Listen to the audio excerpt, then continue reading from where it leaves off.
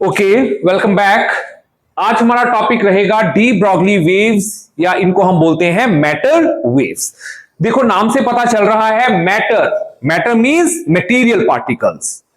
अब ये जो हमारा लेक्चर चला हुआ है ये चला हुआ in the continuity of dual nature of matter and radiation, जिसमें मैं प्रीवियस लेक्चर्स में आपको पढ़ा चुका हूं रेडिएशन के ड्यूल नेचर के बारे में। रेडिएशन के पास एक तो वेव नेचर होता है, वो आपको पता है। उससे हमने क्या किया था कि आपके इंटरफ्रेंस, डाइफ्रैक्शन, पोलराइजेशन वाले जो कॉन्सेप्ट्स हैं उनको एक्सप्लेन किया by considering that the radiation have wave nature. लेकिन फिर हमने फोटो इलेक्ट्रिक इफेक्ट के बारे में पढ़ा और कॉम्पटन इफेक्ट, कुछ ऐसे इफेक्ट थे जो वेव नेचर की हेल्प से एक्सप्लेन नहीं हो रहे थे। उनके लिए हमने quantum nature, Planck's quantum nature of radiation को लिया। दैट मींस कि radiation is a particle, radiation have a particle nature. तो आप ये पिछले लेक्चर्स में समझ चुके होंगे कि हमारा जो रेडिएशन है that have dual nature, means it has particle nature as well as wave nature. तो उसी चीज को जब आइंस्टीन ने अपना प्रूव करके लॉज करे, फिर पहले हर्ट्ज फिर लिनार्ड, तो लास्ट में जब देखा गया एक साइंटिस्ट हुए, फ्रेंच साइंटिस्ट जिनका नाम था लुइस विक्टर डी ब्रॉगली। इनको डी ब्रॉय भी बोलते हैं कई बार शॉर्ट में, या डी ब्रॉगली सिंपल अगर आप याद रखना चाहें तो डी ब्रॉगली करके भी याद रख सकते हैं। तो इन्होंने 1924 में आफ्टर दैट कि वो जब हो चुका कि रेडिएशन के पास ड्यूल नेचर होती है, तो उन्होंने एक बड़ा बोल्ड कंसेप्ट दिया कि मैटर के पास भी जो है वो ड्यूल नेचर होती है। ऐसा उन्होंने क्यों बोला? क्योंकि उन्होंने देखा जो हमारा यूनिवर्स है that is made up of mainly two entities, one is matter and other is energy. मतलब मैटर से बना है या एनर्जी से बना है। Energy means radiation. तो इसका मतलब अगर जो हमारी रेडिएशन है उसके पास ड्यूल नेचर होगी तो मैटर के पास भी ड्यूल नेचर होनी चाहिए, बिकॉज नेचर लव्स सिमेट्री। क्योंकि अदरवाइज तो अनसिमेट्रिकल हो जाना था। एक चीज के पास अलग नेचर है, दूसरी के पास अलग नेचर है। तो उन्होंने बोला कि whenever the matter is in motion, याद रखना, when the matter is in motion it exhibit wave nature। और उन्होंने उन वेव्स को नाम दिया डी ब्रॉगली वेव्स, या बोला गया मैटर वेव्स। तो आप देखेंगे इस लेक्चर में कि मैं प्रूव करके बताऊंगा यहां पे कि कैसे उन्होंने वेव नेचर और पार्टिकल नेचर को इकट्ठा किया। किसके लिए? मैटर के लिए। तो सबसे पहले उन्होंने वही किया जो पहले हुआ था कि वेव नेचर की हेल्प से उन्होंने क्या किया, एक एनर्जी का जो है वो एनर्जी को क्या माना, मींस रेडिएशन को क्या माना, as a particle. Means energy को क्या माना, पार्टिकल, जिसको कि बोला गया फोटोन। क्या बोला गया? फोटोन। तो जो लुइस विक्टर डी ब्रॉगली थे उन्होंने बोला कि जो हमारा मैटर है, moving matter means whenever the particle is in motion it exhibit wave nature. और उन्होंने उन वेव्स को बोला था डी ब्रॉगली वेव्स और मैटर वेव्स। तो देखो जब डी ब्रॉगली उन्होंने ये कॉन्सेप्ट को लाया तो उन्होंने सबसे पहले क्या किया, फोटोन को कंसीडर किया एज अ पार्टिकल। क्योंकि पार्टिकल के साथ वेव नेचर को कंक्लूड करना था। तो हम पहले पढ़ चुके कि हमारा जो रेडिएशन है it behaves like a particle, और उस पार्टिकल को हमने बोला था फोटोन। तो अकॉर्डिंग टू क्वांटम थ्योरी या प्लैंक्स क्वांटम थ्योरी, जिसमें यह माना गया कि वेव इज अ पार्टिकल, तो उसमें जो पार्टिकल की एनर्जी बोली गई थी वो बोली गई थी E equals to h nu. क्या बोला था उन्होंने? E equals to h nu. ये कब बोला था? When the particle is considered as a wave. When a particle is considered as a wave means उस पार्टिकल को बोला था फोटोन। ये किस हिसाब से हुआ? According to Planck's quantum theory. फिर उन्होंने पार्टिकल एज अ मास, मतलब particle as a mass means उसको मैटर की तरह जब ट्रीट किया, तो according to Einstein's mass energy relation से उन्होंने उस कॉन्सेप्ट को लिया कि E इक्वल्स टू क्या होता है, mc square. Means here the particle is considered as a wave and here particle is considered as a mass. क्योंकि हमने ये बताना है कि मास के साथ भी क्या होती है, वेव्स होती हैं। तो दोनों रिलेशंस एक ही हैं, सेम एनर्जी को रिप्रेजेंट कर रहे हैं। तो दोनों को जब इक्वेट किया तो आपके पास क्या आ जाएगा, you will have h nu equals to mc square. ये और जब आप इसको पुट करेंगे म्यू की वैल्यू तो hc अपॉन लैम्डा, और इस तरफ आ जाएगा mc स्क्वायर। एक c जो है वो कट गया, तो लैम्डा किसके बराबर आ गया? This implies lambda equals to h upon mc। lambda equals to h upon mc. What is mc? mc means product of mass and velocity, and this is equals to momentum. This is equals to momentum. तो आप ये भी लिख सकते हैं lambda equal to h upon p. h upon p. ठीक है, clear हो गया? तो lambda equal to h upon p. अब देखो क्या हुआ, यहां पे हम ये मान लें, ये तो उन्होंने फोटोन को के लिए प्रूव किया, लेकिन हम फोटोन के बजाय अब कोई भी मटेरियल पार्टिकल ले लें, लाइक प्रोटॉन, इलेक्ट्रॉन, न्यूट्रॉन, तो अगर उसका मास है m, मतलब दिस इज फॉर फोटोन, लेकिन अगर मैं इसको जनरलाइज कर दूं for the in case of particles like proton या इलेक्ट्रॉन या न्यूट्रॉन। देखो अब आप देख रहे होंगे कि मैं ऐसे पार्टिकल ले रहा हूं जो हमें नेचर में दिखाई नहीं देते हैं। प्रोटॉन को नहीं देख सकते, इलेक्ट्रॉन को नहीं देख सकते, न्यूट्रॉन को नहीं देख सकते, लेकिन लेट अस सपोज इसका मास अगर m मान लिया तो इसके साथ जो वेव एसोसिएट होगी that is lambda equal to h upon mv। इस वेव को बोला गया था, इस वेवलेंथ को बोला गया था डी ब्रॉगली वेवलेंथ। क्या बोला गया था? This wavelength is known as de Broglie wavelength.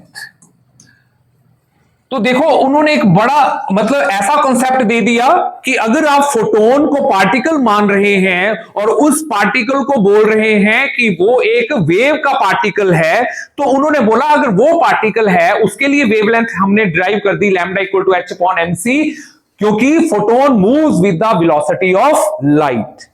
तो उन्होंने बोला अगर फोटोन के अलावा हम दूसरे मटेरियल पार्टिकल ले लें लाइक प्रोटॉन, इलेक्ट्रॉन, न्यूट्रॉन, और उनका मास m है और वो v वेलोसिटी से मूव कर रहे हैं, तो वो भी सेम रिलेशन को फॉलो करेंगे, और उस रिलेशन को उन्होंने बोला lambda equal to h upon mv, where this relation is known as de Broglie wavelength relation. तो कई बार एग्जाम में ऐसा ही क्वेश्चन आ जाता है, आपको derive the D Broglie wavelength relation. तो आपने इस रिलेशन को डिराइव करना है with the concept that energy in terms of Planck's quantum theory and energy in terms of Einstein's mass energy relation, दोनों को इक्वेट करके हो गया। अब देखो what is mb? This is equal to momentum। तो अब जो मैटर वेव की बात आई उसने क्यों ड्यूल बोला? क्योंकि वेव लेंथ किसको रिप्रेजेंट करती है? वेवलेंथ किसको रिप्रेजेंट करती है? Wave nature. और मोमेंटम किसको रिप्रेजेंट करता है? Particle nature. तो इसका मतलब क्या हुआ कि मैटर के पास भी दो टाइप की नेचर होती है। One is wave nature represented because it is given by lambda, and particle nature as it is given by the momentum, because momentum किसका हो सकता है? किसी पार्टिकल का ही हो सकता है। तो इसका मतलब हमारा जैसे रेडिएशन ड्यूल करैक्टर को रिप्रेजेंट करता है, तो मैटर भी ड्यूल करैक्टर को रिप्रेजेंट करता है, तभी दोनों नेचर में सिमेट्रिकल रह सकते हैं। अंडरस्टैंड? तो ये था de Broglie concept about the matter waves, या बोल सकते हैं de Broglie waves. Okay okay, अब देखो हमारा जो पार्टिकल हम लेंगे यहां पे, जिसके लिए हम डी ब्रॉगली वेवलेंथ निकालेंगे, वो लेंगे इलेक्ट्रॉन। इलेक्ट्रॉन बेसिकली हुआ क्या? वेवलेंथ कब आएगी? जब whenever the particle is in motion, और जब कोई चीज मोशन में होती है तो उसके पास कौन सी एनर्जी होती है? Kinetic energy. ठीक है, तो अब हमारे पास लेट अस सपोज दैट कि मेरे पास कोई पार्टिकल है, means particle as a electron, इसका मास m है। वो मुझे पता है मास इलेक्ट्रॉन क्या होता है, 9.1 इंटू 10⁻⁻31 kg, और ये v वेलोसिटी के साथ मूव कर रहा है। अब v वेलोसिटी को के साथ मूव करने के लिए हम कुछ भी कर सकते हैं। आप चाहो तो आप इसको वैसे एनर्जाइज करना है, आप पोटेंशियल लगा के भी एनर्जाइज कर सकते हो, वो बात की बात है। लेकिन आप इतना सोचो कि जो हमारा इलेक्ट्रॉन है उसको हमने एक्सेलरेट किया किसी भी तरीके से और उसमें v वेलोसिटी आ गई, तो अब अगर उसके पास v वेलोसिटी आ गई तो उसके पास कितनी काइनेटिक एनर्जी आएगी? हाफ mv का square. So means this is the energy acquired by electron having mass m, having charge e, when it is accelerated and acquired a velocity v. Okay, तो अब क्या करेंगे हम, यहां से v की वैल्यू निकालते हैं। किसकी वैल्यू निकालते हैं? v। तो v किसके बराबर आएगा? सबसे पहले v स्क्वायर की बात कर लेते हैं। तो 2 इस तरफ चला जाएगा, cross multiplication 2k upon m। तो इसका मतलब v किसके बराबर आ जाएगा? v comes out to be 2k upon m under root. और इसको हम पुट कर देंगे इन दिस रिलेशन। यहां जो हमने डी ब्रॉगली रिलेशन निकाला है वहां पे v की वैल्यू को पुट कर देंगे। तो हमारे पास क्या आ जाएगा? You will have when we put this value v in the de Broglie relation of wavelength, तो आपके पास आएगा lambda equals to h upon mv था, v की वैल्यू यहां पुट कर देते हैं तो v की वैल्यू क्या होगी? Under root 2k upon m। अब हम इस m को रैशनलाइज करते हैं, both side multiply and divide, तो आपके पास क्या आएगा? You will have h upon m, एक तो ये बाहर है, अंडर रूट 2k को अलग कर दिया, अंडर रूट m को अलग कर दिया और अंडर रूट m से इसको मल्टीप्लाई किया और अंडर रूट m से ही इसको क्या कर दिया? Divide.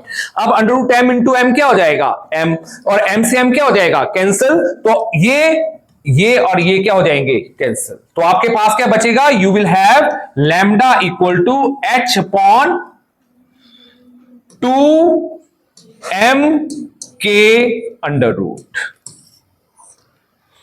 So this is the expression for the de Broglie wavelength of electron when it acquires a kinetic energy k. अगर आपको न्यूमेरिकल सॉल्व करना है, न्यूमेरिकल में अगर आपको h you know that it is Planck's constant, h की value क्या होती है? 6.63 इंटू 10⁻⁻34 जूल सेकेंड। मास आपको पता है इलेक्ट्रॉन का कितना होता है? 9.1 इंटू 10⁻31 kg 2k, और k आपको दिया हो, अगर आपको काइनेटिक एनर्जी दी है तो आप इजीली उसका लैम्डा निकाल सकते हैं, और लैम्डा जो आंसर आएगा यहां पे that will be in metre. किसमें आएगा? मीटर, क्योंकि एसआई यूनिट में हमने सारा लिया है ये, और बाकी डिपेंड करता है कि आपको अगर काइनेटिक एनर्जी इलेक्ट्रॉन वोल्ट में दी है तो इलेक्ट्रॉन वोल्ट को किसमें कन्वर्ट कर लेना? जूल में, और इलेक्ट्रॉन वोल्ट को जब जूल में कन्वर्ट करोगे then again answer will be in metre. तो एक एक्सप्रेशन आपने ये याद रखना है, एक तो जनरल याद रखोगे lambda equal to h upon mv, और एक आप ये वाला भी याद रखोगे lambda equal to h upon 2mk under root. And ये जो रिलेशन है बेटा, इसमें ये आपको हेल्प करेंगे, इनको याद कर लेना, ये हेल्प करेंगे टू सॉल्व द न्यूमेरिकल्स। ठीक है,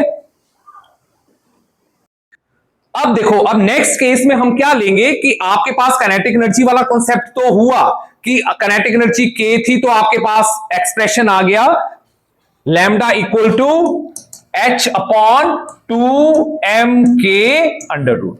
लेकिन अब हम देखेंगे कि आपके पास जो काइनेटिक एनर्जी आई है इलेक्ट्रॉन के पास आई कैसे। तो हमें इलेक्ट्रॉन को एनर्जाइज करने के लिए क्या करना पड़ता है? पोटेंशियल लगाना पड़ता है। तो अगर आपने v पोटेंशियल लगाया, आपने v पोटेंशियल अगर लगाया, जैसे इलेक्ट्रॉन है, हम इसको मान लें this is cathode and this is anode, और यहां से इलेक्ट्रॉन मूव किया और उसकी वेलोसिटी वही थी v, उसका मास m था। तो late us suppose that in दोनों प्लेट्स के बीच में आपने v पोटेंशियल अप्लाई किया हुआ है, तो v पोटेंशियल लगाने पे काइनेटिक एनर्जी कितनी होगी वो हम देखेंगे।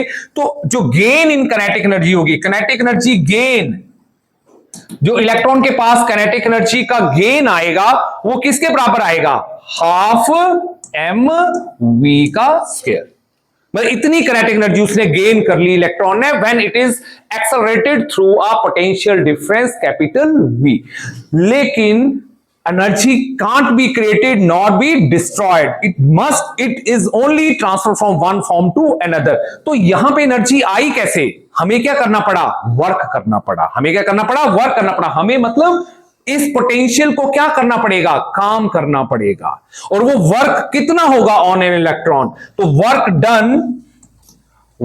डन ऑन इलेक्ट्रॉन, देखो this is kinetic energy gain by electron, और यहां पे वर्क डन ऑन इलेक्ट्रॉन ये किसके बराबर होगा? This is EV।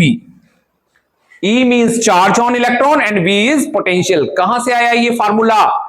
ये फार्मूला आया by the definition of potential. Potential is nothing, it is work upon charge, और यहां पे चार्ज कितना ले लिया? E, तो वर्क किसके बराबर आ गया? E into V.